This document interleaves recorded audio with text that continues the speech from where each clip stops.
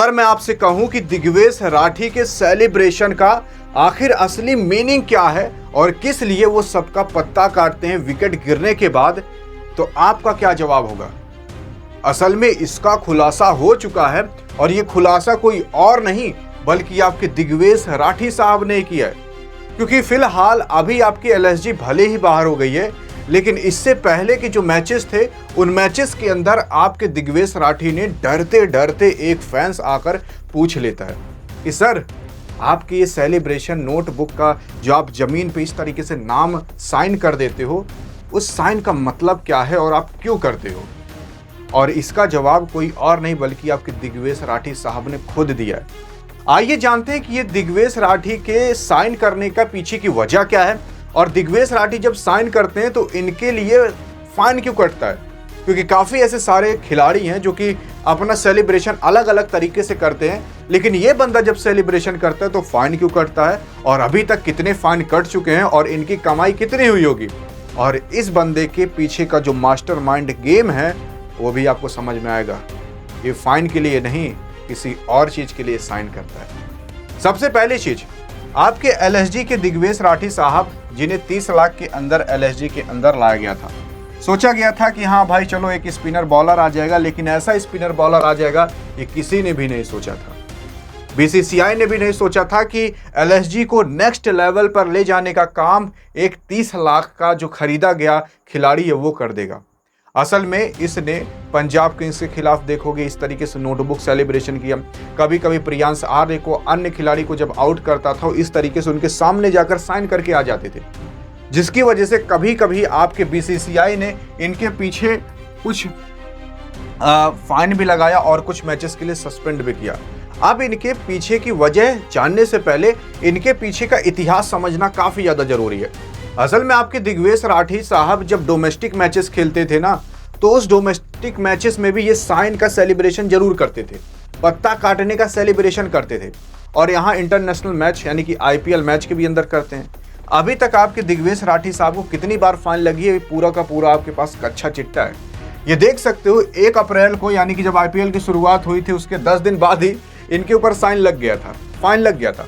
और वो फाइन किस लिए था कि एलएसजी बनाम पंजाब किंग्स का मैच हो रहा था और 185 रुपए का फाइन लगा था। फाइन इसलिए लगा था क्योंकि ये जाकर सामने, मतलब कहते हैं ना कि जानबूझकर आप किसी खिलाड़ी को डिसरिस्पेक्ट करो, तब इस वजह से लगा था।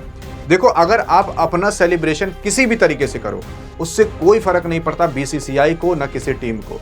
हाँ भाई, आप विकेट लिए तो सेलिब्रेशन करोगे, सबका अलग अलग प्रकार से सेलिब्रेशन होता है। यहाँ तक कि विराट कोहली साहब का भी होता है और बाकी जितने भी अन्य खिलाड़ी हैं सबका होता है। लेकिन अगर आप किसी प्लेयर के डिसरिस्पेक्ट कर देते हो तब जाकर आपके ऊपर फाइन लगना तय होता है। यानी कि अगर आप जानबूझकर कर रहे हो, आप साइन करो, इनके ऊपर बार बार साइन करने के लिए नहीं लगता फाइन। अगर ये जब जाकर किसी के सामने ऐसे साइन करते हैं, खिसवा देते हैं, मेन चीज ये मान लो, तब फाइन लगता है। और उसके बाद फाइन लगा था 4 अप्रैल को, यानी कि 3 दिन ही बीता, एमआई के खिलाफ मैच था। 3.75 लाख का इनके ऊपर साइन लग गया वापस से, यानी कि अभी तक टोटल ये 5 लाख रुपए गवा चुके हैं। 19 अप्रैल को वापस से फाइन लगता है, एसआरएच के खिलाफ ये मैच खेलते हैं, 9.37 लाख का। आप सोचो कि इतनी कमाई आदमी नहीं कर पाता जितना इस बंदे ने फाइन में भर दिया। और ये मैच आपको याद ही होगा कि जब अभिषेक शर्मा के साथ बवाल हुआ था और उस बवाल के बाद इन्हें एक मैच के लिए अगले मैच में सस्पेंड भी कर दिया गया था। इस बंदे ने अभी तक 12 मैच खेलकर 14 विकेट लिए हैं, जिसकी वजह से काफ़ी नाम हुआ है कि भाई एक ऐसा खिलाड़ी जो कि कुछ ही मैच खेलता है, पहली बार आईपीएल के अंदर आता है और एलएसजी के अंदर ऐसा कमाल और धमाल मचाता है। आई थिंक अगर ये खिलाड़ी आपके एलएसजी के अंदर ना होता तो एलएसजी को कोई उतना जानता भी ना। इसी बंदे की वजह से एलएसजी जानी गई। अब इसके पीछे की वजह जानते हैं, लेकिन इसके पीछे के पहले मास्टरमाइंड गेम समझ लो। देखो, अगर आप इस तरीके से नोटबुक सेलिब्रेशन करते हो, इस बंदे को 30 लाख के अंदर डील साइन की गई थी आईपीएल ऑक्शन के अंदर, और 30 लाख में से आप अगर देखोगे तो लगभग 15 लाख रुपये गवा चुके केवल फाइन भर के। यानी कि घर ये ले जाएंगे 15 लाख, उसमें से भी कुछ इनके ऊपर टैक्स कटेगा, बचेगा 5-10 लाख रुपए। अब 5-10 लाख ऐसा मत सोचना ले जाएंगे, इनकी कमाई के और जरिए होते हैं। अब अगर इस तरीके से बंदा फेमस हो गया, आईपीएल के अंदर काफी सारे बॉलर हैं, लेकिन आपको कोई बॉलर याद नहीं होगा ढंग का। हाँ, 2-4 बॉलर को छोड़ दो, हार्दिक पांड्या, जसप्रीत बुमराह, इन सबको छोड़ दो, लेकिन और किसी बॉलर का नाम बताओ। माइंड से पूरा नाम ही गायब हो जाएगा, लेकिन दिग्वेश राठी जरूर आ जाएगा। इसी वजह से कहा जा रहा है कि भाई इसके पीछे की मास्टरमाइंड का गेम ही यही है कि पहले फेमस हो जाओ और उसके बाद आप जितना पैसे छाप सकते हो छाप लो। और यही काम इस बंदे दिग्वेश राठी ने किया कि भाई 30 लाख लेकर करता ही क्या, अब जो स्पॉन्सर लेगा वो 30 लाख का अकेले लेगा। अपने इंस्टाग्राम पे अगर ये चाह ले तो कितने भी मिलियन फॉलोअर्स कर सकता है, फेसबुक पे, यूट्यूब पे, हर जगह पर यह वायरल हो सकता है। कहीं पर जाएगा, अगर किसी प्रोडक्ट का ये स्पॉन्सर कोई रिव्यू भी कर दे तो इसके लिए 10-20 लाख रुपए से धरे के धरे हैं। और अगर ये नोटबुक सेलिब्रेशन करके फेमस ना हुआ होता तो आज इसको कोई ना जानता। तो इसके पीछे की मेन वजह तो ये हो सकती है, इसका मास्टरमाइंड।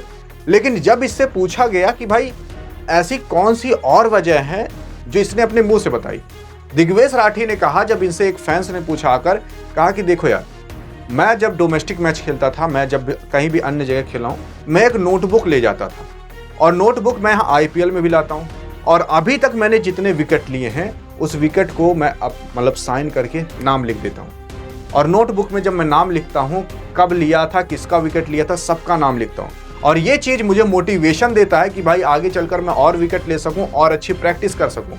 और इसी वजह से आपके दिग्वेश राठी साहब नोटबुक का सेलिब्रेशन करते हैं। नोटबुक का सेलिब्रेशन इसीलिए करते हैं क्योंकि ये नाम वाकई में ही ले जाकर जब अंदर जाते हैं ड्रेसिंग रूम में, वो सारे नाम लिखते हैं और आगे चलकर दिखा पाएंगे ना कि भाई मैंने IPL में इतने विकेट लिए, इंटरनेशनल में इतने विकेट, डोमेस्टिक में इतना विकेट। और ये पूरा का पूरा एक अच्छा चिट्टा बना कर रखे रहेंगे, इसलिए नोटबुक का सेलिब्रेशन करते हैं। तो ऐसी वजह आपको पता चली कि दिग्वेश राठी ऐसा क्यों करते हैं। देखो, मास्टरमाइंड गेम तो आप समझे, लेकिन हाँ, ये वाकई में एक नोटबुक लाते हैं जिसमें सबका नाम लिखते हैं।